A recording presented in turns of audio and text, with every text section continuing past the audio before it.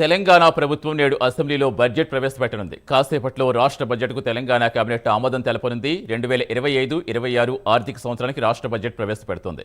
ఉదయం 11 గంటల 14 నిమిషాలకు శాసనసభలో డిప్యూటీ సీఎం బట్టి విక్రమార్క, శాసనమండలిలో ఐటీ మంత్రి శ్రీధర్ బాబు పద్దు ప్రవేశపెట్టనున్నారు. కాంగ్రెస్ అధికారంలోకి వచ్చాక మొదటిసారిగా పూర్తిస్థాయి బడ్జెట్ ప్రవేశపెడుతున్నారు. ఈ బడ్జెట్లో ఇరిగేషన్, 6 గ్యారెంటీలకు నిధులు, future city, metro rail, Musi river development project, triple arc బడ్జెట్లో నిధులు కేటాయించే అవకాశం ఉంది.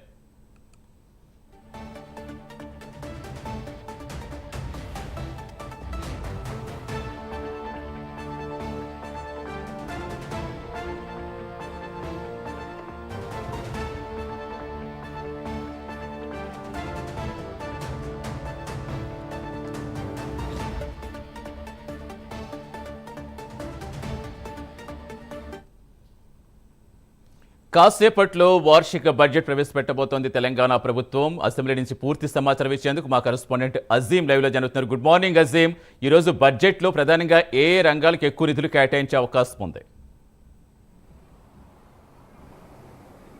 కాసేపట్లో ఏదైతే తెలంగాణ అసెంబ్లీలోని కమిటీ హాల్లో సీఎం అధ్యక్షతన కేబినెట్ సమావేశం ప్రారంభం కానుంది. ఈ కేబినెట్ సమావేశంలో ఏదైతే రాష్ట్ర బడ్జెట్కి సంబంధించినటువంటి బడ్జెట్ని ఏదైతే కేబినెట్ ఆమోదించనుంది, కేబినెట్ ఆమోదించిన తర్వాత ఏదైతే ఇటు శాసనసభలో ఆర్థిక శాఖ మంత్రి డిప్యూటీ సీఎం బట్టి విక్రమార్క, అలాగే అటు శాసన మండలిలో ఏదైతే assembly legislative affairs minister, IT minister అయినటువంటి శ్రీధర్ బాబు బడ్జెట్ని ప్రసంగాన్ని కొనసాగిస్తారు. అయితే గత బడ్జెట్తో పోల్చుకుంటే ఈసారి బడ్జెట్ 15% పెరిగే అవకాశం కూడా కనిపిస్తుంది. గత బడ్జెట్ 2,91,000 కోట్లకు ఏదైతే బడ్జెట్ పెట్టారో, అయితే ఈసారి సుమారు 3,15,000 కోట్ల నుంచి 20,000 కోట్ల వరకు కూడా ఏదైతే బడ్జెట్ ఉండనున్నట్టు కూడా మనకు తెలుస్తుంది. దీంట్లో ప్రధానంగా ఏదైతే ప్రభుత్వం ముఖ్యంగా చూసుకున్నట్టయితే ఇటు మూసీ సుందరీకరణ, అలాగే ఏదైతే ట్రిపుల్ ఆర్ రింగ్ రోడ్కి సంబంధించిన అంశం, అలాగే ఫ్యూచర్ సిటీ, మెట్రో రైలుకి సంబంధించినటువంటి ప్రాధాన్యత కల్పించుకుంటూ దానికి సంబంధించినటువంటి బడ్జెట్ని అధికంగా పెట్టేటువంటి అవకాశాలు కనిపిస్తున్నాయి. దీంతో పాటు ప్రభుత్వం ప్రవేశపెట్టినటువంటి ఏదైతే ఎన్నికల్లో ఇచ్చినటువంటి హామీలు ఏవైతే ఉన్నాయో 6 గ్యారెంటీలు, దాంట్లో మరికొన్ని గ్యారంటీలు కూడా అమలు చేస్తూ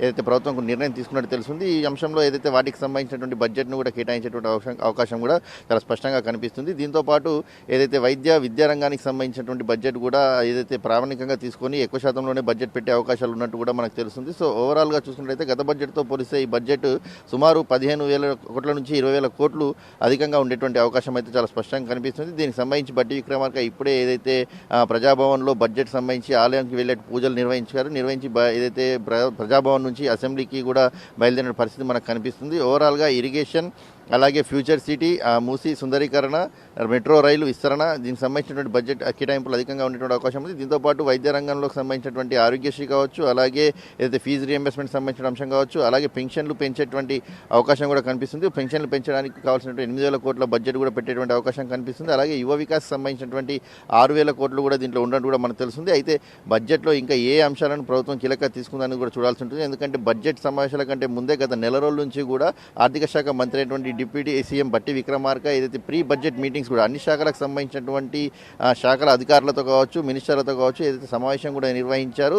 ఏ శాఖలో బడ్జెట్ ఏ మేరకు అవసరం ఉంది, దాంట్లో మొదటి ప్రాధాన్యత ఏ అంశాలు ఉన్నాయి, ఇలాంటి అనేక అంశాలు కూడా ఏదైతే ప్రీ బడ్జెట్ మీటింగ్లో కూడా బట్టి విక్రమార్క తెలుసుకున్నారు. సో దీనికి సంబంధించి పూర్తిస్థాయి అంచనా వేసే ఒక బడ్జెట్ని ప్రభుత్వం రూపొందిస్తుందని కూడా చెప్పుకుంటూ వస్తున్నారు. మరి ఏ అంశాలకు తగిన ప్రాధాన్యత ఉంటుందనేది చూడాల్సి ఉంటుంది. ఎందుకంటే సుమారు ఇరిగేషన్కి 19,000 కోట్లు అవసరం పడుతుంది. అలాగే ప్రభుత్వం ప్రవేశపెట్టినటువంటి ఇందిరమ్మ ఇల్లు కావచ్చు, అలాగే ఫ్యూచర్ సిటీకి సంబంధించి 20,000 కోట్లు అవసరం పడుతుంది. రవాణా శాఖకు 5,800 కోట్లు అవసరం పడుతుంది. సో ఇలా చూసుకున్నట్లయితే బడ్జెట్కి సంబంధించి చాలా కీలకమైన అంశాల్లో అన్నిటి కూడా 1,000 కోట్లలో బడ్జెట్ అవసరమైతే నిధులు పడుతుంది. సుమారు దీంట్లో 60,000 కోట్లు ఏదైతే తీసుకొచ్చినట్టు అప్పులు ఏవైతే ఉన్నాయో దానికి కట్టాల్సినటువంటి మిత్తిలకు సంబంధించినటువంటి దాని అంశంపైన 60,000 కోట్లు బడ్జెట్లో ఏదైతే మిత్తిలు కట్టడానికి కూడా పెట్టేటువంటి అవకాశం కూడా ఉన్నట్టు కూడా మనకు తెలుస్తుంది. సో ఓవరాల్గా బడ్జెట్ అయితే 3 లక్షల కోట్ల పైన ఏదైతే బడ్జెట్ ఉండేటువంటి అవకాశం ఉంది. దీంట్లో ఏ అంశాలు కీలకంగా బడ్జెట్లో ప్రధానంగా తీసుకొని ప్రభుత్వం పెడుతుంది అనేది మాత్రం చూడాల్సి ఉంటుంది. అయితే 11 గంటలకు ఏదైతే ఇటు అసెంబ్లీలో బట్టి విక్రమార్క ఆర్థిక శాఖ మంత్రి, అటు శ్రీధర్ బాబు మండలిలో అయితే బడ్జెట్ ప్రసంగాన్ని కొనసాగించే అవకాశం మనకు కనిపిస్తుంది. సతీష్.